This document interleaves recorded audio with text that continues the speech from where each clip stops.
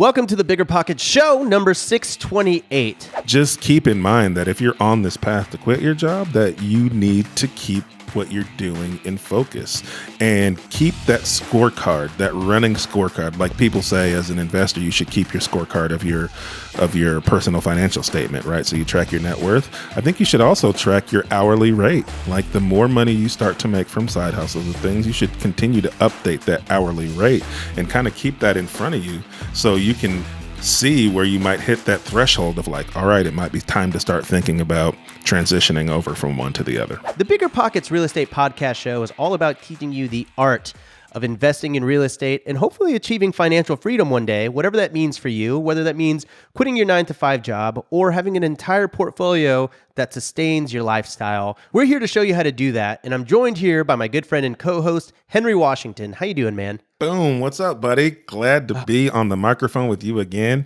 You're like my unofficial twin. Our stories are so similar. We're spirit animals. We basically look exactly the same. And so I don't know how people don't get us confused more often. I know, man. I know. It happened. Someone at the airport the other day was like, Are you? And I was like, yeah, Rob Bill. And they're like, no, Henry Washington. And I was like, no. Why do people keep saying that? What's new with you, man? Hey, man, life is fantastic. I am enjoying kind of growing and scaling my business. We kind of got to this kind of, poop or get off the pot moment with my business. And so we've been growing and scaling and kind of taking this entrepreneurship to the next level. So it was fun to kind of get to talk to you about that whole journey on this episode. I know, man, it's very eerie because you and I have very similar stories. We both quit our job about a year ago, it sounds like. And yeah, a lot of things really lined up for us. So I'm excited to actually get into it because we're going to be talking a lot. I mean, we're going to be talking about our backstory, 4 things that you need to know before you quit your job, things that you should be aware of, like, health insurance, people judging you, taxes, all that kind of stuff.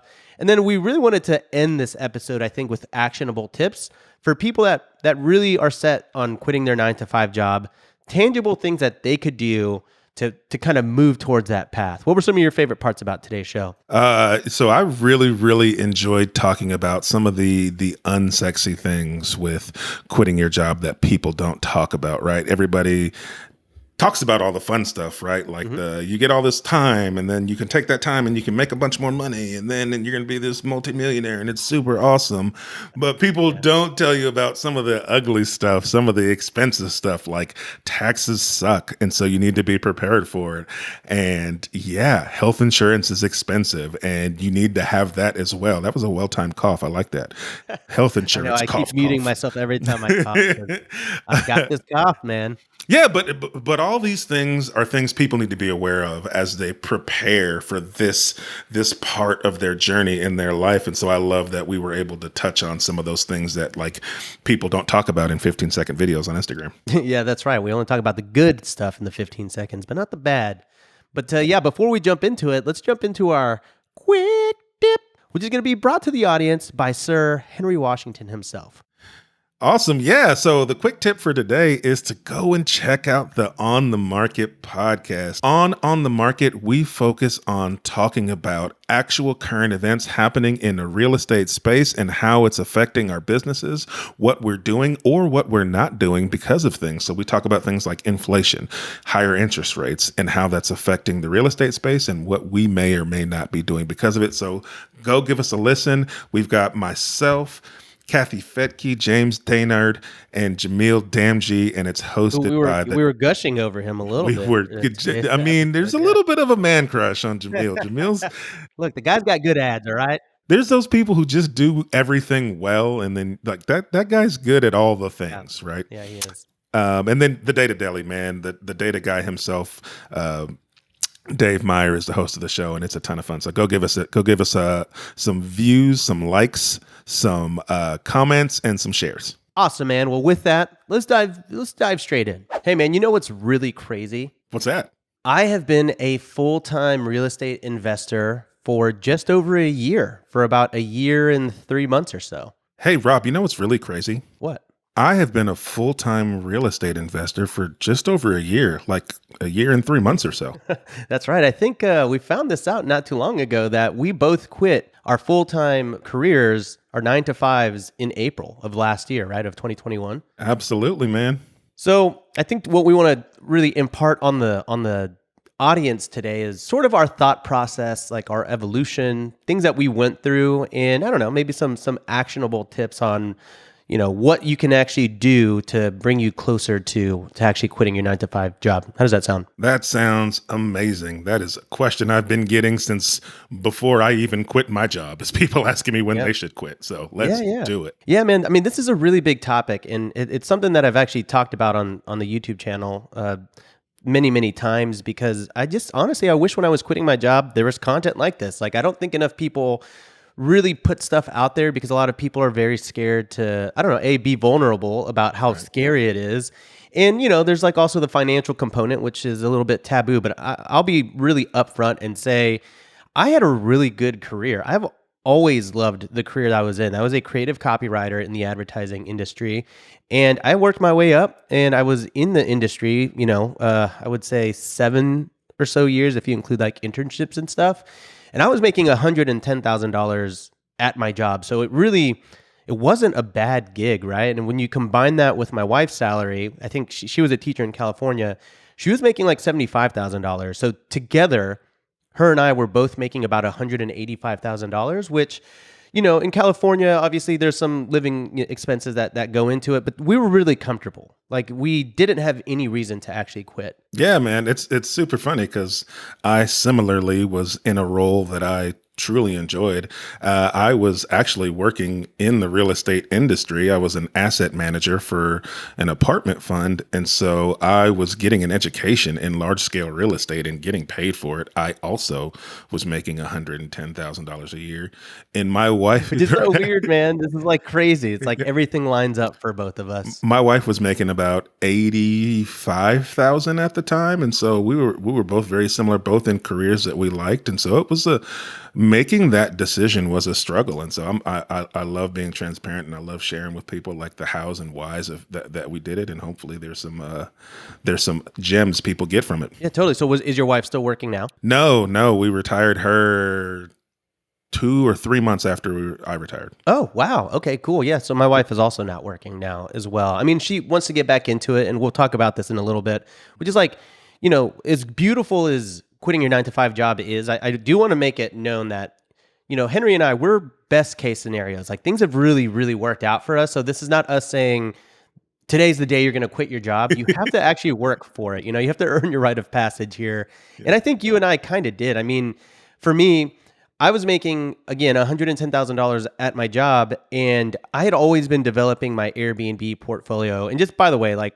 just small caveat, I'm going to toss out numbers. I'm very financially transparent. I talk about this a lot on the YouTube channel. Like, I don't hold back on this just because I want people to really understand where I was coming from, and I want to make it feel as approachable. Like, I don't want to like hide anything. So this is not a flex or anything like that. All right. So with that, I've been working on my Airbnb portfolio for about 4 years at that time, and I had really built it up to the point where I was making about $25,000 a month in net after all my partnership splits, after all bills and everything like that. That was like my take home. And on top of that, I also had started developing all these other sides of income, like all these income streams, like side hustles, if you will. And when I started to add everything together, I just started to sort of realize that I was actually making a lot more money with the other stuff. I don't know about you, but for me, I was like, oh, at the very least, I was breaking even. Yeah, no, it was very similar for me. And so I kept my job as long as humanly possible. Not only because I enjoyed it, but, you do the Airbnb strategy. I'm more of a long-term buy and hold guy, and I love using small local banks. And one thing banks love is a good old 9 to 5. They want to see that 9 to 5. Right. They want to see that 9 to 5 income. And so I knew keeping my job was going to help me continue to be bankable. And so that was always on the back of my mind. And so there was some strategery, if you will, around I will. Around how around how long I kept the job, because the strategy there was I wanted my LLC to have been profitable for at least 2 years, so that I could at least show that I've had the profitable income in that LLC business, so that if and when I did decide to leave my job, that I had that track record and provide them that level of comfortability. Oh, that's a really, hey, you're supposed to save that till the very end when we get into the actionable tips, but that's a very good one. So I guess I'll tell you a little bit about my story, and maybe, you can tell me about yours, but I was making really good income, and I calculated it out, and I was just realized that, while I was making, I guess, 110 divided by 12, about $9,000 a month in that job, I was making like 35, 40,000 when you added up all of my side hustles. And I just realized, I was like, oh my gosh, like I can't possibly make more money with all of my side hustles in my real estate business until I get my time back and my 40 hours a week. And so I was just so scared. And the one thing that was really holding me back was, well, I guess, like, all right, let me backtrack. So I had been telling my wife for a bit, and she was like, just do it, dude. I'm like, I can't. And so I remember I set up a Zoom meeting with my bosses, and because this was during the pandemic. Yep. And I was gonna quit. And so, like, as soon as they both got on, like, one boss was trying to make small talk, and he was like, he could just tell that something was wrong. And then the other boss finally joined, and then I was like, okay, I brought you here, and they're like, oh my God, are you okay? And I was like, I'm sorry, I need a second. And so I was like crying, because, like, and by the way, every time I've ever quit a job, I always cry, but this cry was special because I was so scared, and they were like, "Oh my God, is everything okay?" And I was like, "Yeah." And they're like, "Okay, well, what's up?" And I was like, I gotta quit." And they're like, "Oh, thank God you're fine. You're just quitting." And I was like, "Yeah." And they're like, "Are you gonna be okay, like, financially?" Because, obviously I was like crying, and I was like, yeah, I make way more money doing everything else. And they're like, you're going to be fine. Obviously, you were going to quit. We don't even know why you're still here. Should have quit a long time ago. We've been watching your channel. We know you make more money doing this. Like, they were very reassuring. And so I remember, after I wiped all the tears away and I said, thank you guys. Y'all were the best bosses I ever had. I closed my laptop and I was like, this is the greatest relief I've ever had. And I was a new man. I really was. Like, it was a crazy feeling, Yeah, dude, our stories are so similar. It is uncanny, because I had a similar experience. So I knew it was time to go, and well, I figured I should start figuring out if it was time to go, because I had my boss who, again, we're talking full transparency, right? And so my boss reached out to me and was like, hey, bud, I think you need to be putting in a little more effort than you are. I had dropped a ball on something. And so I kind of got called out, and then, like, I kind of took it personal. I was like, because I do a good job at my job. Like, I felt like, and so I took it personal. And then when I took a step back and I, like, took my emotions out of it and looked at what he was saying, I'm like, yeah, well, that's probably fair, right? But him saying, hey, I need you to put in more effort, triggered me to start thinking, now that I had all this other income coming in, does it make sense for me to give you that effort, or should I give it to myself? And that's when I started to do the math. And before I even started to do the math, I similarly went to my wife, and she was like, yeah, just quit. And I was like, that's what they always say. They're like, how are you so cool with that decision? I know. And so I did the math, and after doing the math, I basically just broke it down to, like, what is my time on my own? What am I making an hour, essentially, versus what am I making an hour giving my company more time that I was working for? And it wasn't even close, Rob. Like it, Same. And that's when I knew. I was like, I hear that you want more of my time, but it's literally going to cost me money. And so I had the same meeting with my two bosses, and I told them that, hey, I'm going to go out on my own and continue this real estate path. And they were like, well, yeah, you should do that. right?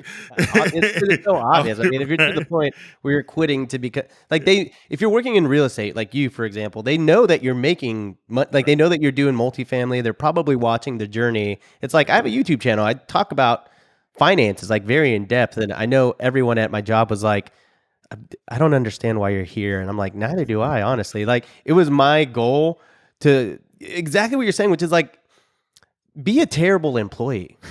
Yeah, and I say that in a very I say that in like with perspective now because it's like it was a solid income, and I was like, well, if I get fired, I'll get severance, but I'm just gonna hold on to this security while I build all this other stuff. And the one thing I had going for me is I had a good rapport with my bosses, liked all my team and all that stuff. So even when I was sucking at my job, they were like, well, we still like you. It's all good, Yeah, right. So I'm very thankful for that. But, I think for us to have gotten here and for anyone who wants to quit their 9 to 5 job, I think that there are really like 4 things that are needed to quit your job. And obviously, like, well, I'm sure we could spit out like 10 different things, but I wanted to talk about a few of these things because for me, first and foremost, and I think we're on the same page here, spousal approval, right? Like we need to, the wives need to be on board. Would you agree with that? 100%. This is not a marriage counseling episode, but I promise you, your life will be exponentially better Yeah. if you get that spousal approval. 100%. Now, and I get it, right? Like some people, it's going to be more of a challenge than others, right? Some people's spouses are already bought in, and some aren't. I was fortunate enough that my wife was all in from day one, and so that eased the entire investing journey for me. And so I literally wouldn't be, sitting here talking to you if she hadn't been on board. And I've had people say, well, how do I get my wife on board? Right. What's the practical application for that? And no one can tell you how best to talk to your spouse, but it's your spouse. So you probably know the best way to communicate to them, right? You probably know everybody wants in any conversation where you're talking about needs, there's always an element of what's in it for me, right? And so think about how your spouse likes to be best communicated with and the what's in it for me. And you have the conversation. And sometimes you'll have to have more than one, right? In different ways, but don't get discouraged. If you have the very first conversation and it gets shot down, that happens for a lot of people. It doesn't mean that you can't continue to work Several times too, Yeah, like it's absolutely. not just, and I think that's okay. I mean, I think here's a good and bad thing about any marriage, which is like, if you have a good partner, they should be keeping you accountable and they shouldn't just be a yes man or yes woman, right? Like if you give them an idea, if they're supportive, most of the time they're going to say yes. But if it's a crazy idea, it's their job to be like, hey, that's a little crazy. We should talk about this. And there's nothing wrong with that. I think there was a really pivotal moment for my wife and I. We were on the couch during the pandemic and I was like, what if we quit our jobs and moved to Tennessee and built a tiny house village? And she was like, that's crazy. And I was like, I know. But like at that moment, it was nighttime. We were sitting on the couch and we had just had my daughter and she was asleep in like my wife's arms. And I was like, but isn't it crazier to work a 9 to 5 job and not see our kid every single day for as much as humanly possible? And she was like, yeah, I guess if you put it that way, it kind of is. And again, if you're working a 9 to 5 job, there's nothing wrong with that. But for our situation, I think it was just like, for me, I was like, we can do this. And Right. we had that talk many times. So we got to the point, let's kind of move into like the second thing that you need, which is side hustle income. But it got to the point with my side hustles, like I was really developing stuff outside of real estate too, right? I think if you're looking to get out of your 9 to 5, you're not just trying to match your salary. You're actually trying to make more. You're trying to make more because now you're 1099 effectively, you're self-employed. You no longer have your health insurance. You no longer have your 401k match. It's expensive to just match what you were getting at your company. And so I was really growing all these side hustles. For me, that was content creation. For me, that was, I think, I started consulting as a result of my YouTube channel. And I started charging $150 an hour. And it turned out that, got booked a couple times a week. And then the next week, I was fully booked out into the point where I was booked out a month in advance. And I kept raising rates to the point where it was like many $100s. I don't remember. I think like $500 an hour. And I was doing that 4 times a day on top of my full-time job. And I was just mathing it out. And I was like, I can't consult more unless I quit my job. And so it was so obvious because my wife was watching me work 80, 90-hour weeks. And she was like, you can't keep doing this to yourself. And you make way more money doing the thing that you love. I think it's time. And so I think side hustle income, whatever that means for you, for me, again, that it's, we'll get into that a little bit later too. But I think developing a financial system around making money that's not your W-2, because at the end of the day, if your goal is to become a millionaire, for example, most millionaires have 7 or 8 streams of income. And I took that to heart. So I was always chipping away about that. What about you? Do you have any side hustles that you don't talk about man. often? Yeah, absolutely, man.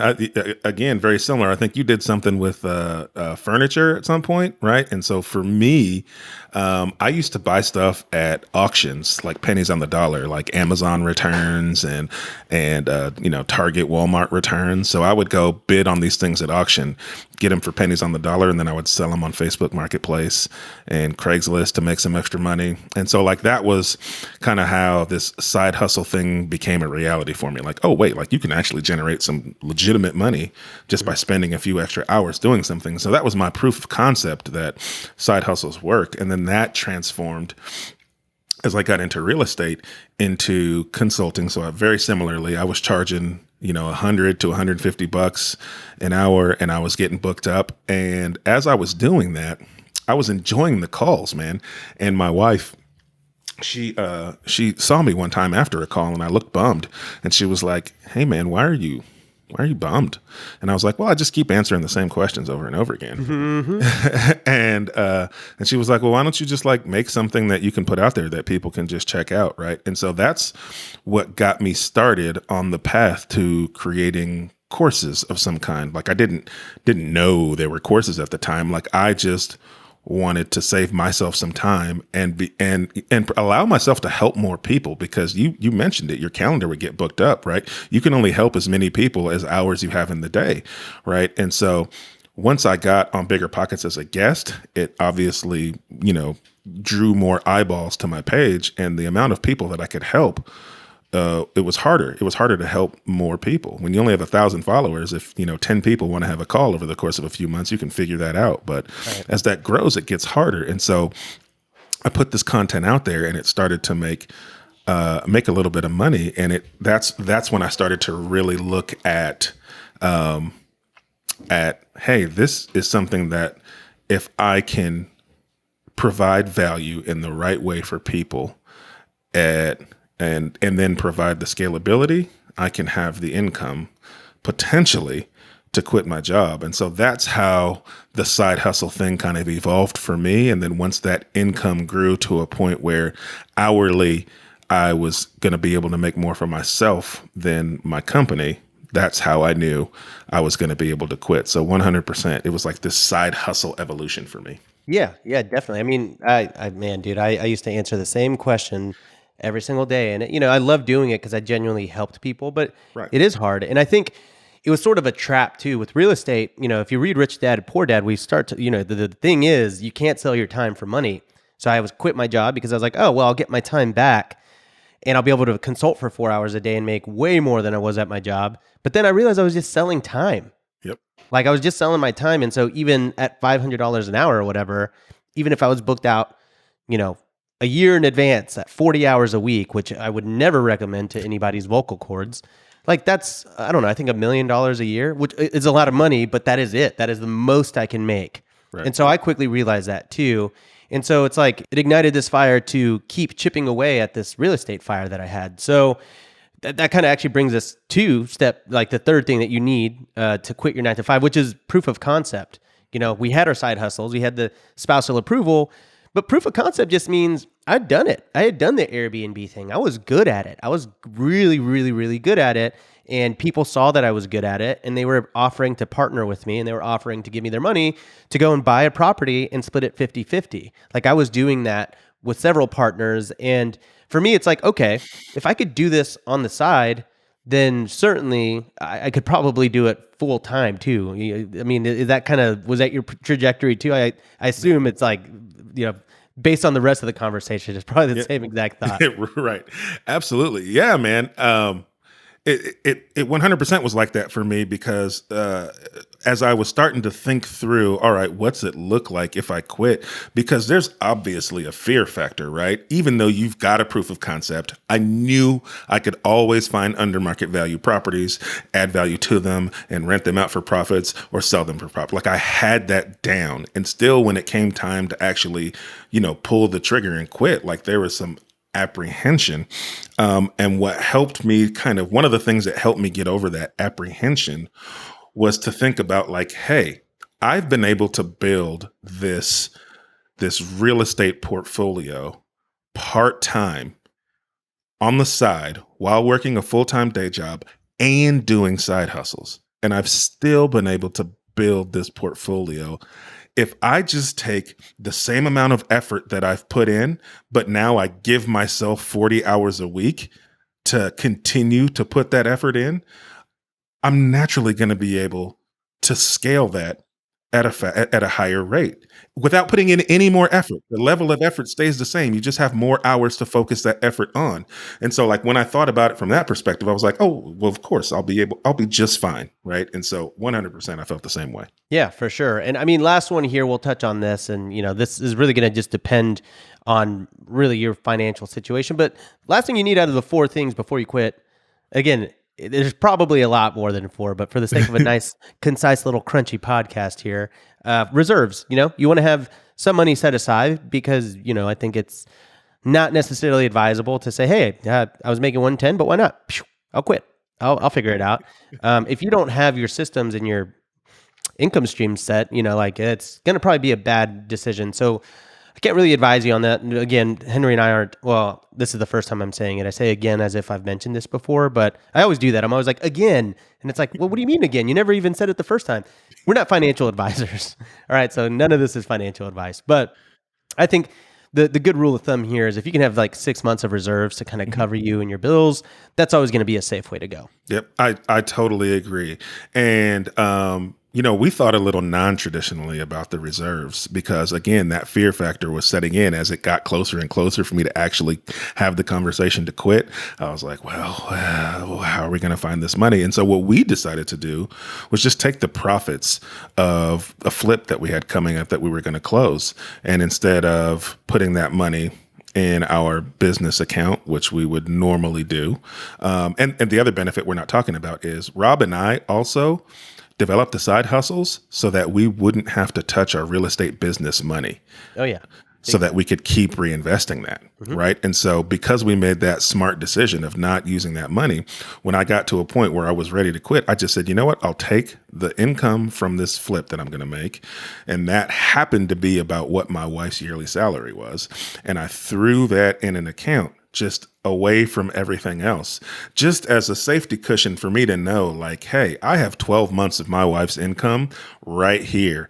And so if things don't work out, I know I've got this cushion, and we've been living off that cushion for years now. So it's there. It made me feel safer. It made it easier to take the leap. We actually didn't have to end up touching any of it, but just having that reserve there and knowing that it's there gave me the confidence to really put my all into entrepreneurship. Yeah, for sure. And there's something that you sort of touched on, which is really great because I want to talk about the things that you need to be aware of before you quit. And you were sort of talking about that 40-hour work week, and now you could focus on that full time. But I sort of want to talk about the I don't want to say the not so glamorous part of the 9 to 5 because it's a net positive. I will say that, but things that you should be aware of. And I think we think, oh, okay, we're going to give away, or we're going to get back 40 hours of our week, and it's going to be great. We're going to have so much time.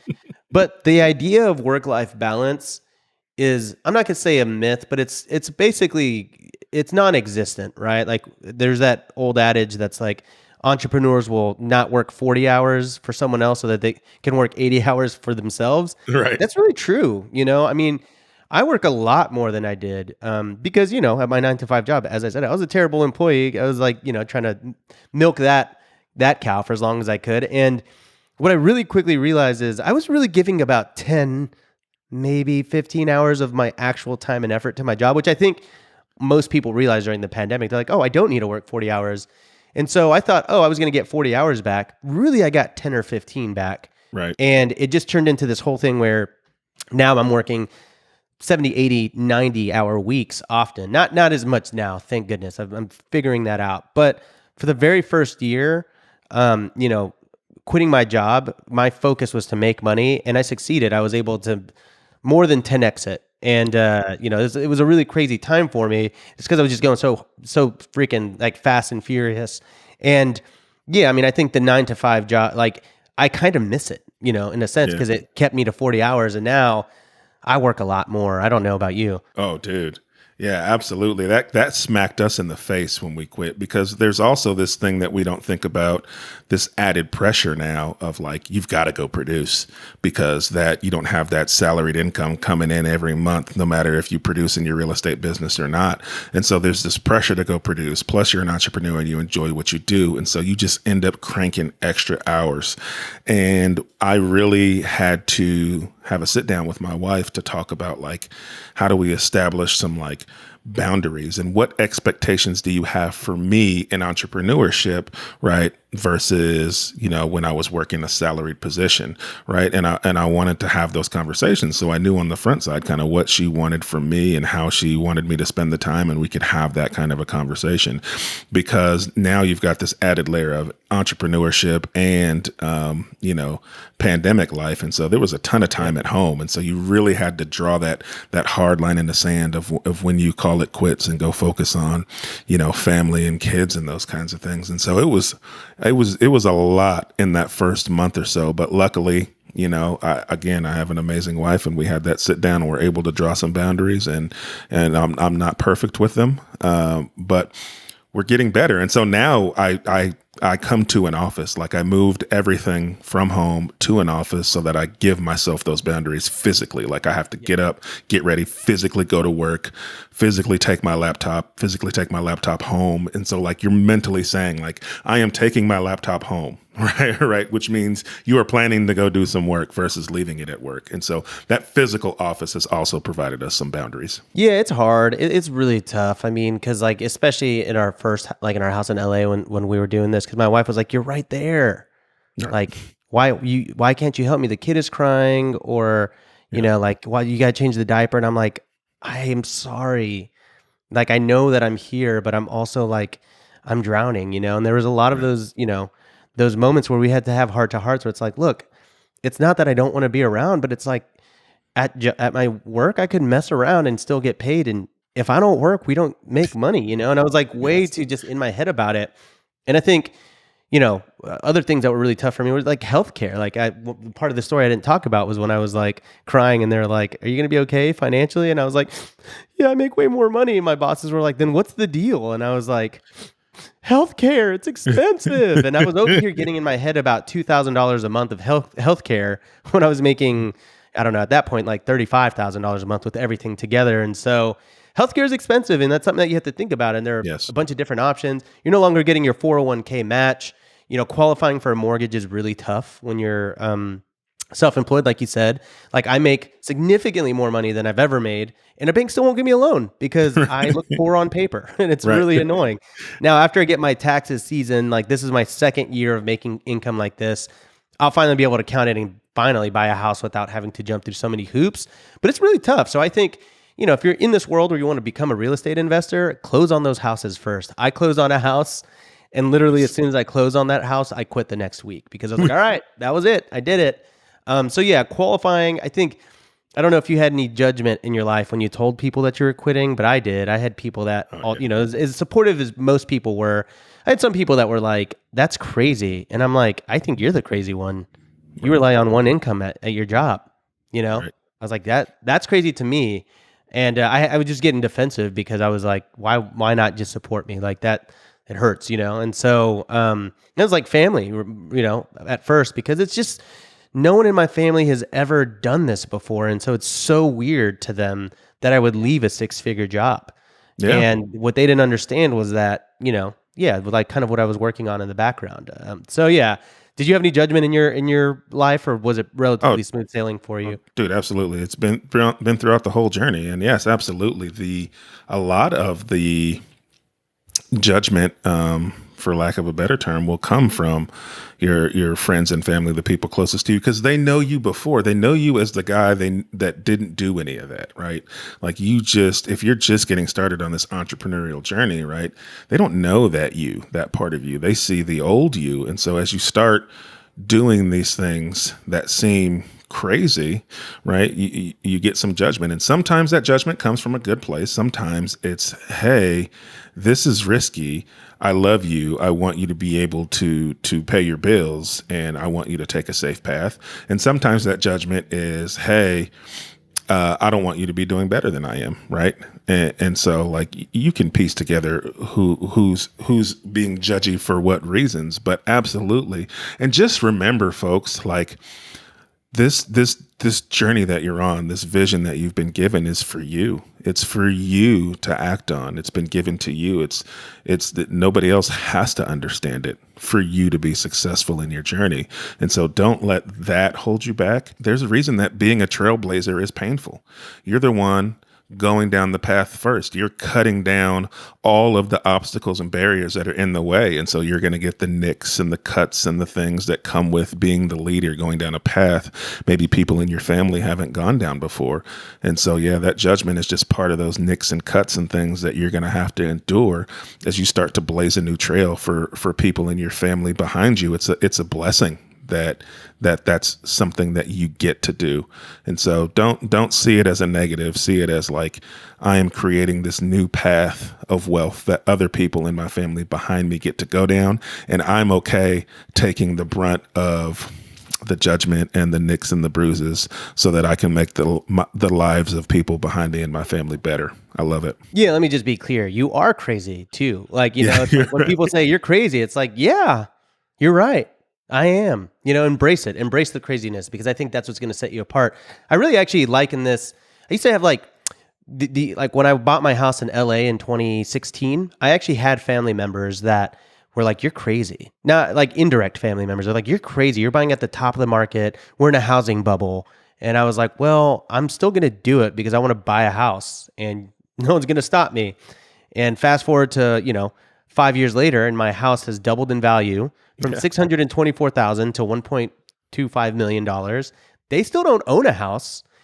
And funny enough, they're looking to buy a house now. Like if it wasn't the top of the market then, you could probably argue that you're pretty close now. So I think you just got to take action and not worry about what other people think. You know what I mean? And I think that's kind of how the 9-to-5 thing is. Like, quit your job. Don't worry what they have to say. Just do it and figure it out. Because at the end of the day, if you're the one that's right, that's all that matters. Absolutely. So I'm kind of curious, man, like what changes actually happened when you became a full-time real estate investor? Like, did your investment strategy change, or are you doing the exact same thing? Yeah. So from an investment standpoint, we're pretty much doing the exact same thing. The difference is I have more room to grow and scale that because of the time I got back. And then I can also, the one thing that is changing now is we're adding people to the team so that I can start to grow and scale the business without me having to put in all the actual work myself. And so that was more difficult before, because there was so much focus on me having to do my 9-to-5 and do that the proper way. To be able to think about hiring people and making enough income to hire people in my business was a challenge. And so now that we are producing the income that we need, I'm realizing that I quit my job. That bought me some hours. What if I could pay somebody to buy their 8 hours a day, right? And so the more people you bring on, the more hours you're adding to your business, and you can get an exponential return. And so we've just hired our first person, which is actually my content manager, and we're actually looking to bring on an acquisitions manager next to help with the acquiring properties. Yeah, so I'm curious because I'm sort of at that point now. I have my team consists of my assistant, who's effectively like my property manager and everything, social media manager and community manager. And then I've got my business partner who he basically executes the whole real estate side of my business. I mean, obviously I'm still involved from a higher up level, but the day to day he's doing that. And I'm at this point now where it is time to build a team. So I don't know. Like, is what's your thought process on? Because obviously, like, I'm cheap, and I think most real estate investors are. So, I'm Same, bro. curious, like, what are your thoughts on like sacrifices of payroll versus getting your time back? Because obviously, like, paying people is expensive unless you're not paying them and you're giving them equity, which is a lot more pay in the A lot future. more expensive too, right? Yeah, yeah, Like, exactly, for sure. yeah. So for me, my thought process around hiring people has been in around two areas. So high dollar activities, right, that take a lot of time. And so if something produces me a lot of income and takes a lot of my time, I'm going to look at it as, is this something that makes sense for me to hire someone to do? The other thing that I'm looking at is essentially marketing, right? Like, what is driving more business for me? And so my content manager is essentially part of my marketing budget, because we all know social media is less about social media and more about marketing. It's getting eyeballs to you. And so I wanted to take the things that are going to be the highest impact to the bottom line and take the most amount of time and see if it makes sense for me to bring somebody in to do those activities, what I call relentlessly consistent. Because I think relentless consistency is what truly builds businesses, right? It's the ones who are consistent no matter what's happening. And so for right now, those two activities, like I said, for me are content and keeping the content flowing, as well as keeping the marketing for deals and the acquiring of those deals going, because those two things are going to generate the most amount of income. And if I can have somebody else's time to do those things, then I can use the time that I have in my brain to think of more income generating activities and get involved in more things than we're involved in now. Yeah. So quick tip, mid-episode quick tip here. Mid-episode quick tip. We just released an episode with Brandon Turner, and we talked about all things personal brand and building content and everything like that. So if you want to learn more about content creation and how you can utilize that in your real estate business, definitely be sure to tune in on that. But yeah, man, that makes a lot of sense. I think you're a much better influencer than me. I really, I hate saying that, but I just I can really do one YouTube video every single week, and that's it. I'm like, it takes so much of my time and effort to do one YouTube video right. If anyone's ever seen it, there's a lot that goes into it. There's a lot of editing. I don't even do the editing. My editor does, who is like the foundation of my marriage, because he saves me so much time. But I really, it's hard. And so I try to put stuff out on Instagram too and everything, but I just can't do it every day. And I know that you're right. Like, putting yourself out there, getting those eyeballs out there, it's really important. I know that Pineda and guys like that, I think he spends I don't know, I want to say $40,000 a month on content creation. I believe it. And I spend about, I don't know, $6,000 on content creation. So I'm actually in that phase now where it's okay, if I want to 10x, Yep. do I 10x? Do I go and spend $50,000 a month doing this? And it's really hard, because it's such a seemingly vain thing to spend my money on. But I know that it's I don't want to get into content creator conundrums, but I know that it can help people more if First if I first put world myself out problems. there. Yeah, exactly. Yeah. So on the acquisition side, though, moving back to that, how do you even figure out how to compensate someone like that? That's a phenomenal question, because we're looking at all of those strategies right now. And so some of the things I'm thinking about are, right, do you just pay somebody a flat salary, right? And flat salaries are awesome because it's stability. But is it motivating enough for someone to continually go out there, make offers, talk to sellers, and kind of grow and scale from that level?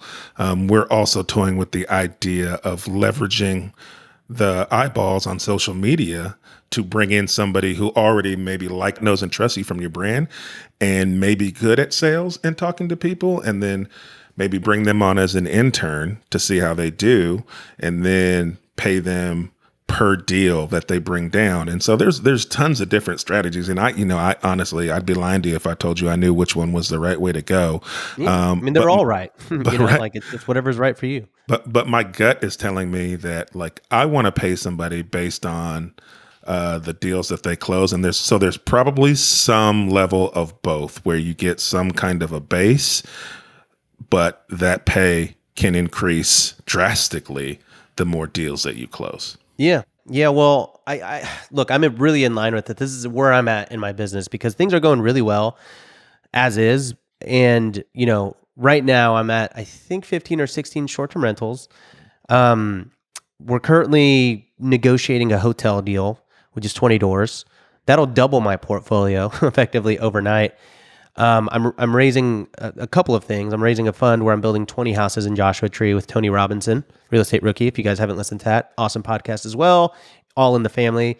And then I have another fund with Superhost Labs where the goal is to start raising like a lot of money to go and acquire 100 properties. And I've got another investor that we're working with who wants us to help him scale up to 100 homes.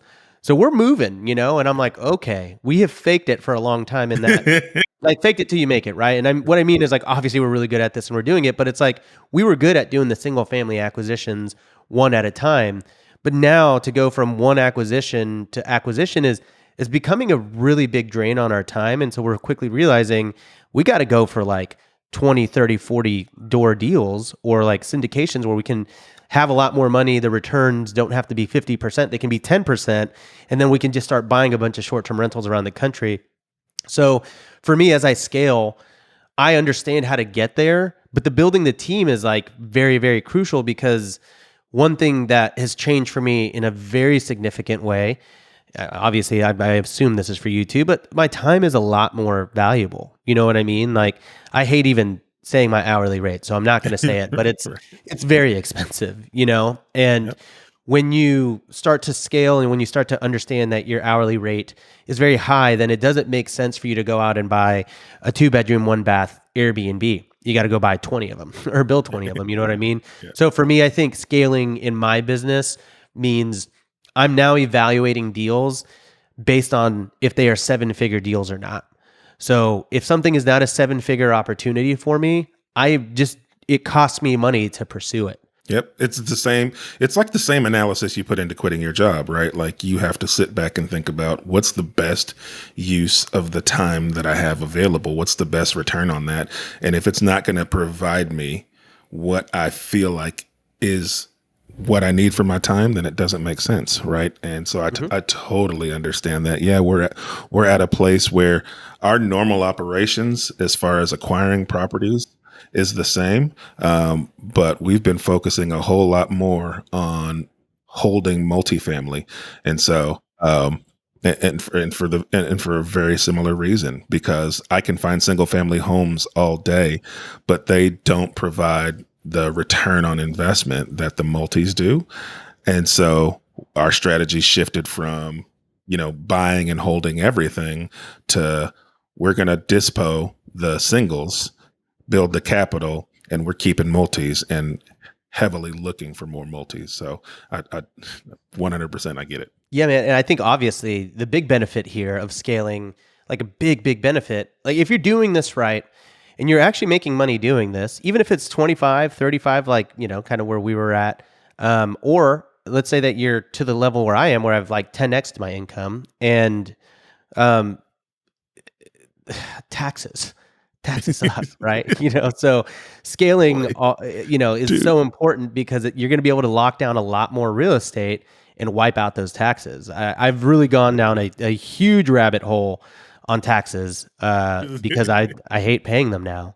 Before I was like, to pay Caesar unto Caesar what is his, and now I'm like, oh, I got to pay like hundreds of thousands of dollars. Oh, dude, I met with my accountant yesterday, and it was a very, very painful meeting. Oh, boy.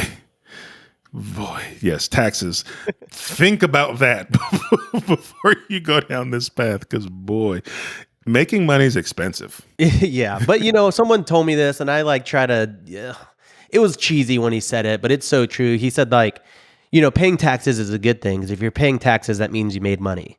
So as much as I want to complain about spending, hundreds of thousands of dollars on taxes. I'm like, Mhm. okay, but the plus side is I made the money that is getting me to pay that tax bill. So Yeah. with that said, though, I've figured out basically how to wipe out taxes. And it's acquiring luxury real estate. Me and David Green just did a deal. We bought a $3.25 million house in Scottsdale. I'm doing these syndications. I'm, hopefully really going to buy millions of dollars of real estate this year. And when we do cost segregation and bonus depreciation and all that stuff, it should knock my tax bill down. I'm not going to say 100% because, I actually do want to show an income on my taxes so I can buy a house like we talked about, but it'll be significant. Yeah, man, 100%. I was recently recording an episode of On the Market, and where we were all doing some deal analysis. And you'll be proud of me, Rob. The deal I brought to the table was the first property that I'm buying specifically as an Airbnb. So proud dad over here. Proud dad over here. I've never bought one with the purpose of me buying it to be an Airbnb. Now I have two Airbnbs, but it's a duplex that I had a long term that I converted, and so this is my first actual Airbnb purchase. So that's the deal I brought to the table. But Jamil brought a deal to the table where he talked about an apartment building that he got a great deal on. And Jamil by nature he's a deal maker. He likes to flip stuff. He likes to buy it low, sell it high, right? Like he's an everything guy, man. He's like a rock star. Freaking hilarious guy. His ads are, I'm an ad guy, and my ad should be good, and like his ads are like insane. He does like funny parodies of like lawyer commercials, and oh my gosh, that guy. Yeah, if you guys haven't listened to the On the Market podcast, go do yourself a favor because that guy. Well, you guys both, but Jamil, we're talking about him right now. Henry, don't be selfish. Jamil's awesome. Yeah, man. And so he was talking about buying this apartment complex, and he could make 1.2 million on an assignment fee if he assigned that contract. But he also talked about he just had to pay $800,000 in taxes. And so the benefit to him buying this property wasn't the cash flow it was going to produce, right? It wasn't the appreciation.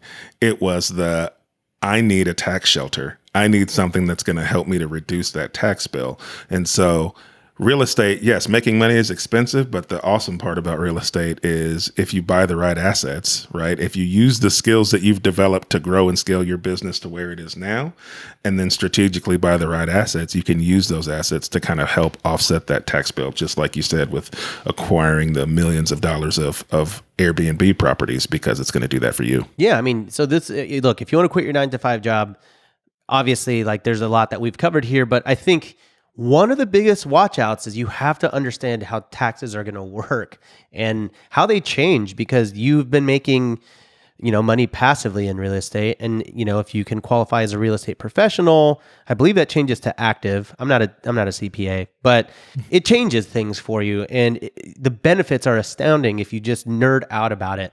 So many people always say that taxes are boring. And they're like, oh yeah, they're boring. And I'm like, no, they're not. It's actually a very exciting game because it's making money. If you do it correctly, making taxes is making money. So last kind of section here is going to be actionable tips. And I really just want to get into this. I want to leave people with just things that they should do, like things that you can tangibly do today that will set you up for quitting your 9-to-5 job. All right. So for me, this was a really big thing for me. It was very impactful. I call this talking to other quitters. The term quitter is always a bad thing, but it's actually a great thing when you're in this position. Right. I remember I Zoomed with a lot of founders of companies, people who had like 7, 8, 9-figure exits, CEOs, I've met a lot of cool people in my real estate career. And because of YouTube, it's opened up the door for me. But one thing was in common when I spoke to all of these guys, and they were all like, why are you still working your job? They were like, I see, I watch your YouTube channel. You talk about how much you make, you're charging me this much for a consultation. I don't understand why you're still working.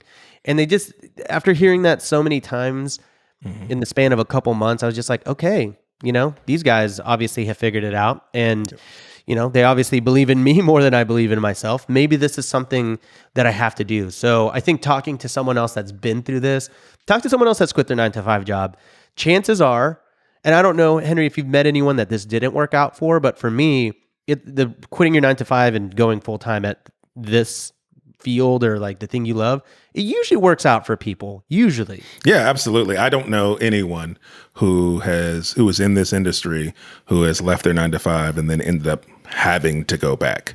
Right. I don't know And anybody. not a single person. And I did the exact same thing. Like my wife was like, "Yeah, quit," and I was like, let me go talk to somebody else. Right. So I went and I talked to my buddy Zach. He owns storage facility. He's a rock star in the storage facility game.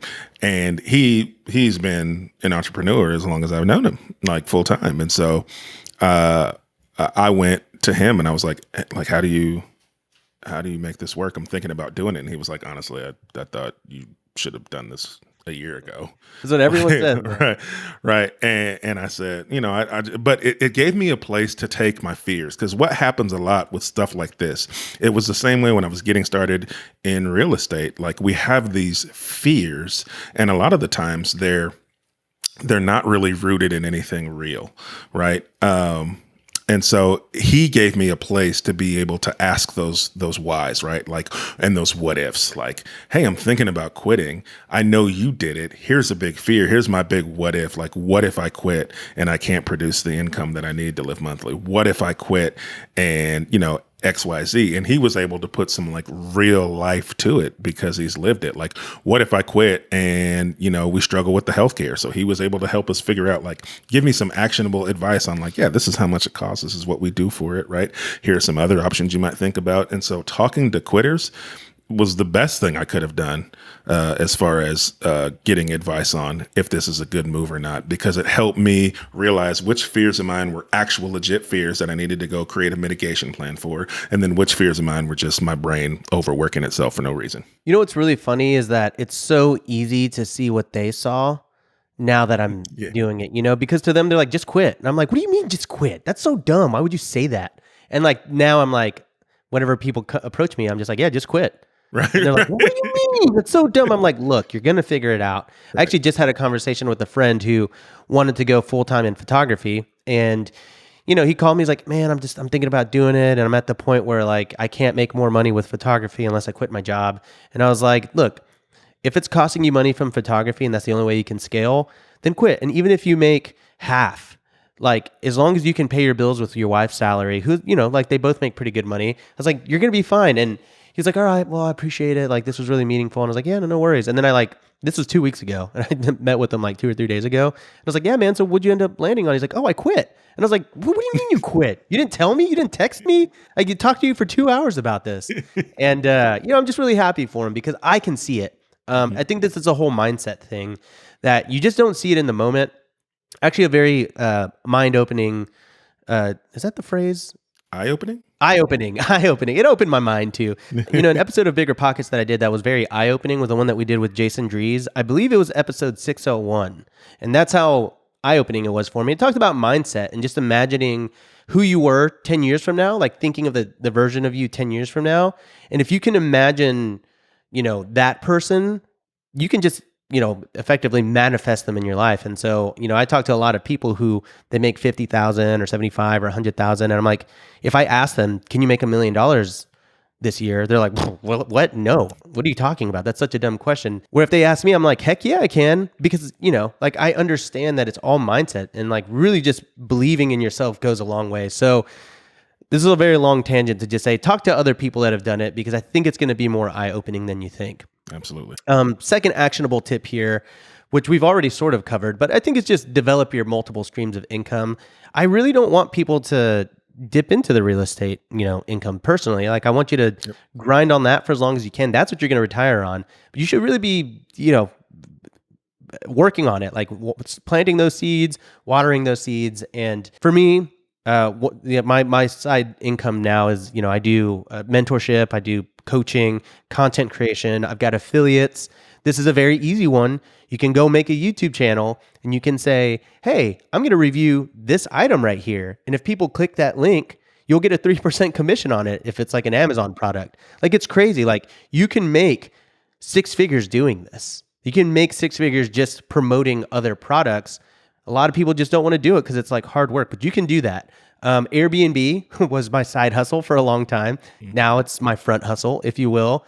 For you, I know that's probably like it's like multifamily. You did that for a long time, and then the like a side income. I think that's like very actionable because a lot of people are like, well, what if I don't have money? Partnerships, partner with people, OPM, other people's money. They will pay for your portfolio if you can pitch yourself and if you have a track record of doing this. The proof of concept that we talked about. Yeah, 100%, man. You can go get a side hustle within the real estate space, right? You can go be a bird dog, find deals and partner with somebody. You can go out and dude, there's so many ways to make money right now with just your phone that it's insane. And so you don't have to know exactly what that side hustle is right now. And so like a little mindset for everybody, just tell yourself, I'm going to find a side hustle that produces X amount of income for me per month. And just write that down. Like say that to yourself 3 times in the morning. And I promise you, as you're browsing Instagram, as you're listening to this podcast, as you're listening to some other podcast, you will overhear someone say, this thing is cool or this technology is cool. And then you'll be like, that's it. That's the side hustle that I can do. Because Rob's 100% right. There's YouTube channels. There's people that have YouTube channels that just upload like calming sounds and make 6 figures a month. Like it's crazy. Is that the path you should take? I have no idea. Right? There's opportunities for you to just do affiliate sales for products that already exist. There's literally a website you can go to right now, pick some products and start promoting it as an affiliate, and you'll get 50% of the sales from it.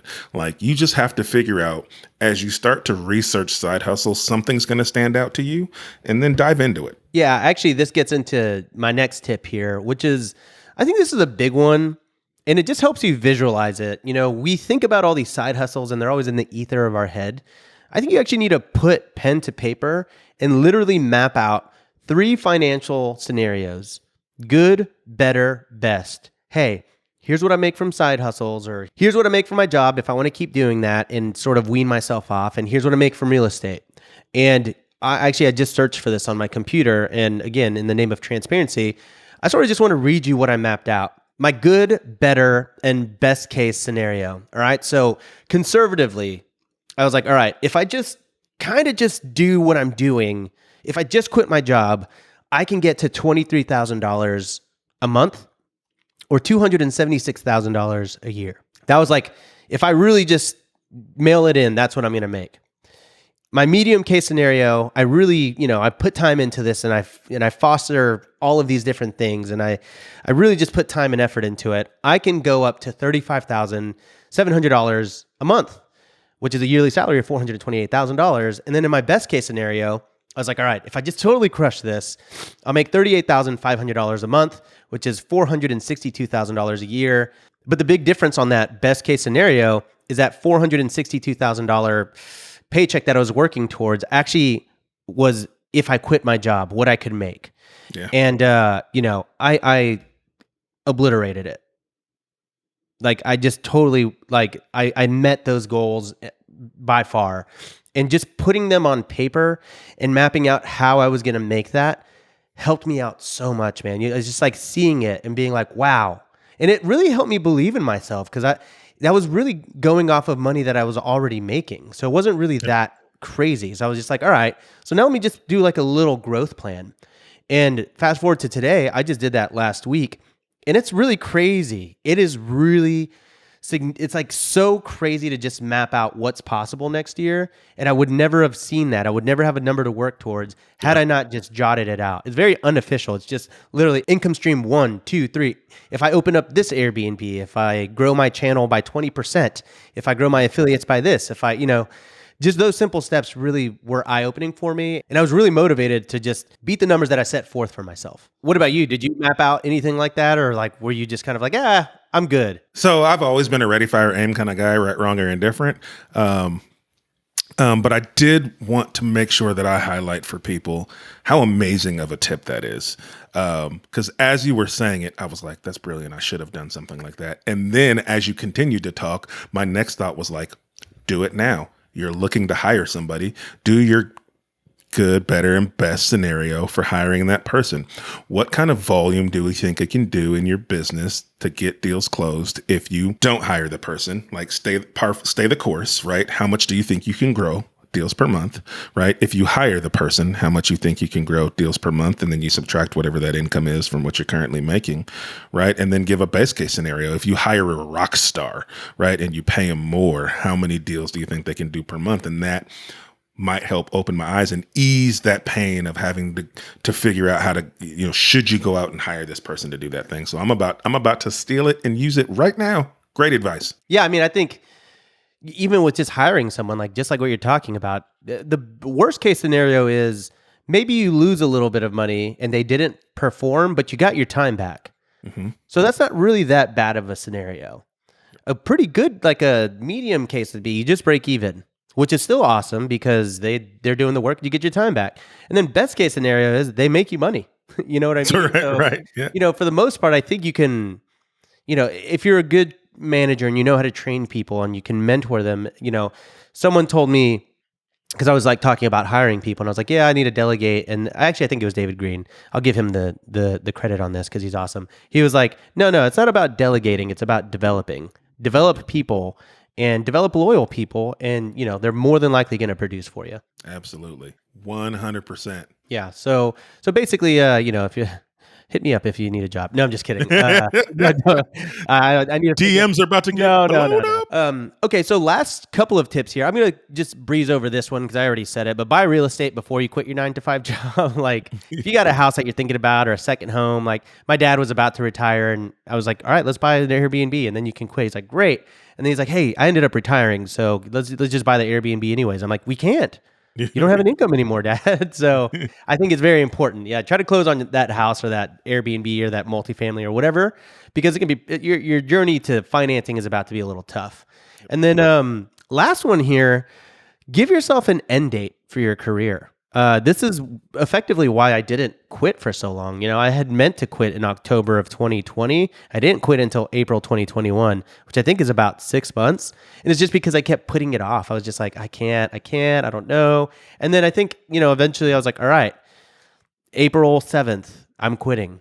That's it. Yep. That's going to be the day. I'm going to give it 2 weeks from now and I'm going to do it. And my wife was like, great, finally. And I was like, okay, I'm going to do it. You can't stop me. She's like, yeah, I don't want to stop you. And I'm like, just try, bud. Just try. And she's like, dude, just quit. And so I gave myself that end date.